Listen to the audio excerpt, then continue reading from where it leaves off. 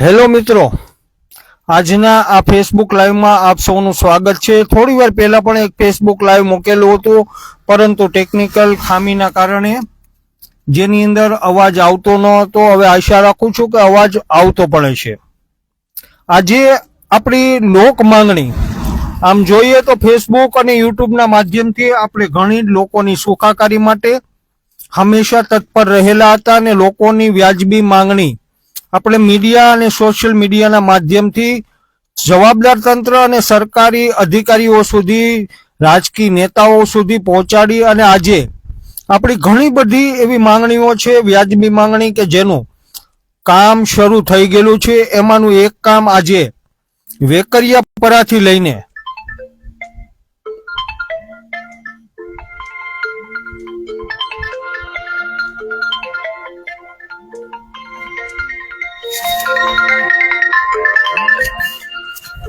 Incoming voice call from group.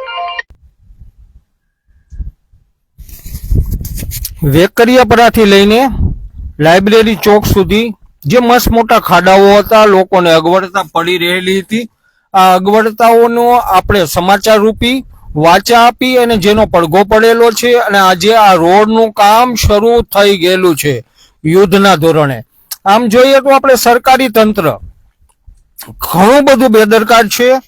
આપણે જ્યારે video બનાવીએ છીએ એમાં ખાસ કરીને આપણે નોંધ લઈએ તો ધારી નગરપાલિકાને એવી ટેવ પડી ગયેલી છે કે જ્યાં સુધી આપણો અહેવાલ પ્રસિદ્ધ ન થાય, આપણે ફેસબુક કે યુટ્યુબની અંદર આ અહેવાલને ન મૂકીએ ત્યાં સુધી તે કોઈ પણ જાતનું કામગીરી માત્ર કાગળ ઉપર કામગીરી કરે છે, કાગળ સિવાય તે કોઈ પણ જાતનું કામગીરી કરતું નથી। થોડા દિવસ પહેલા આપણે જાહેર શૌચાલય, જૂના બસ સ્ટેશન વિસ્તારની અંદર આવેલું જાહેર શૌચાલયનો એક વિડીયો બનાવેલો હતો અને સફાળી જાગી ગયેલી નગરપાલિકાની ટીમે તાત્કાલિક યુદ્ધના ધોરણે સફાઈ અભિયાન હાથ ધરેલું અને ત્યારબાદ પણ આપણે અહેવાલ મૂકેલો હતો અને લોકો કોમેન્ટ કરીને આપણને કહી રહેલા છે કે ભાઈ આટલી અસુવિધા છે, જ્યાં ને ત્યાં ગંદકીના ગંજ છે। ખાસ કરીને અત્યારે આપણે નિહાળ્યું કે પલ્લુબેનની ગૌશાળા વિસ્તારની અંદર પણ આ વીજ લોકો હાડમારી ભોગવી રહેલા છે। નગરપાલિકાના સફાઈ કર્મચારીઓ, નગરપાલિકાના જવાબદાર અધિકારીઓ, આપણા ચીફ ઓફિસર કોઈ પણ જાતનું ધ્યાન આપતા નથી। મચ્છરજન્ય રોગચાળો ફાટી નીકળે તેવી દહેશત લોકો અનુભવી રહેલા છે અને ગંદકીના ગંજ ખડકાયેલા છે, પરંતુ નગરપાલિકા કોઈ પણ જાતનું કામ કરતું નથી। ત્યારે આપણે આ વિડીયોના માધ્યમથી નગરપાલિકાને પણ જાણ કરીએ છીએ।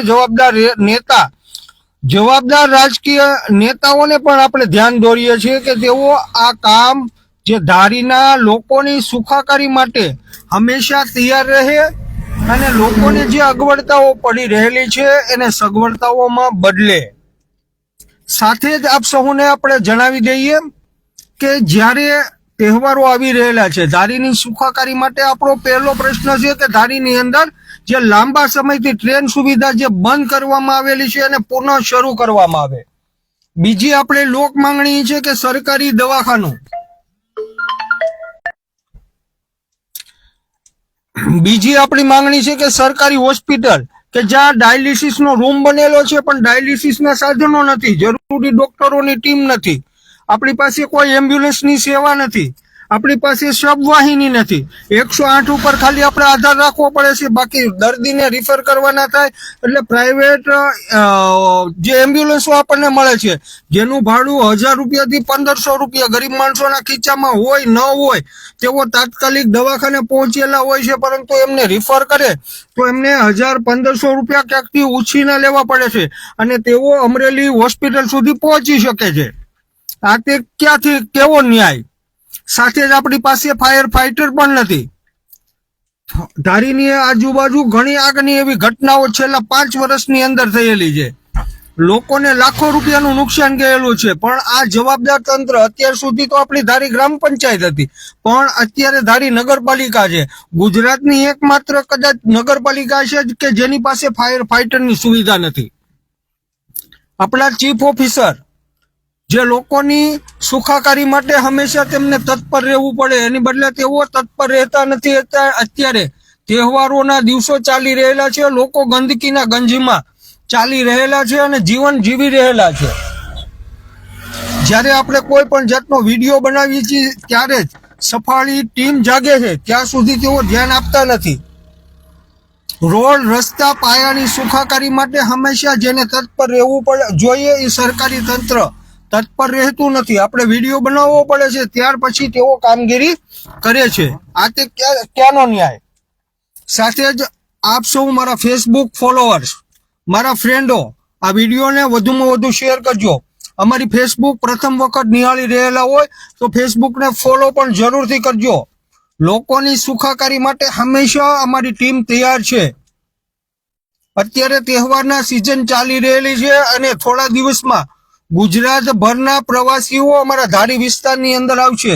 રોડ રસ્તાથી માંડીને પાયાની ઘણી બધી એવી સુવિધાઓ છે જેને વિકસાવવાની ખાસ કરીને જરૂર છે, પરંતુ તંત્ર આ પાયાની સુવિધા વિકસાવતું નથી, જેના કારણે પ્રવાસીઓને પણ અગવડતા પડી રહેલી છે. આપણે સ્વચ્છ ગુજરાત, રળિયામણા ગુજરાત, વિકાસના દાવાઓ કરી રહેલા છીએ ત્યારે આપણે વિડીયો બનાવવો પડે છે અને ત્યાર પછી આ વિડીયો નિહાળીને આપણી પાલિકા કે જવાબદાર તંત્ર સફાળું જાગે છે ત્યાં સુધી તેઓ કાંઈ કામ કરતું નથી. આપણા જિલ્લા ભાજપ પ્રમુખ અતુલભાઈ કાનાણીનો પણ ખૂબ ખૂબ આભાર માનું છું કે આજે તેઓએ અમારી વ્યાજબી માંગણી, લોકોની વ્યાજબી માંગણી, મતદારોની વ્યાજબી માંગણીને તેઓએ માન આપીને આજે વેકરિયાપરાથી લઈને લાઇબ્રેરી ચોક સુધી જે મસ્ત મોટા ખાડાઓ પડી ગયેલા હતા, રાહદારીઓ, વાહન ચાલકો, પ્રવાસીઓને જે અગવડતા પડી રહેલી હતી, આ અગવડતા માટે તેઓએ સજાગ બનીને આજે યુદ્ધના ધોરણે જે રોડનું કામ કરાવેલું છે એ માટે તેઓનો પણ ખૂબ ખૂબ આભાર માનીએ છીએ. સાથે જ આપણી લોક માંગણીઓ, ભાજપ હોય, કોંગ્રેસ હોય, આમ આદમી પાર્ટી હોય, કોઈ પણ પક્ષના રાજકીય નેતા હોય, જ્યારે સ્થાનિક સ્વરાજ્યની ચૂંટણી આવી રહેલી છે ત્યારે લોકોના પ્રશ્નો માટે જે લડશે તેઓને મતદારો ફાયદો કરાવશે. લોકોના પ્રશ્ન માટે જે કામ કરશે તેઓને મતદારો મત આપશે. તેવો નિર્ણય મતદારોએ કરેલો છે. આ વખતે વિકાસના કામો જે કામ કરશે જે પાર્ટી, રાજકીય પાર્ટી, ખાસ કરીને આપણા મુદ્દાઓ તમને મેં સૌને બતાવેલા કે ધારી તાલુકાના સર્વાંગી વિકાસ માટે પ્રથમ તો રેલવે, એમ્બ્યુલન્સ, શબવાહિની, ફાયર ફાઈટર, ડાયાલિસિસ વિભાગ શરૂ કરાવવો, જેથી કરીને ગરીબ માણસો જે લાંબા થાય છે અમરેલી, સાવરકુંડલા, જુનાગઢ, રાજકોટ, તેઓને ધારીની અંદર સુવિધા મળતી થાય. આપણે કરોડો રૂપિયાના ખર્ચે હોસ્પિટલનું નિર્માણ થયેલું છે. એની અંદર ડાયાલિસિસ વિભાગ પણ બનેલો છે. એની અંદર બેનર પણ મારેલું છે. પણ હા, જ્યારે સાધનો આવશે, જ્યારે ડોક્ટરો આવશે, જ્યારે દર્દીઓને સારવાર શક્ય બનશે ત્યારે લોકો એમ માનશે કે ખરેખર હવે ધારીનો વિકાસ થયો. આ બધી પાયાની સુવિધાઓ છે.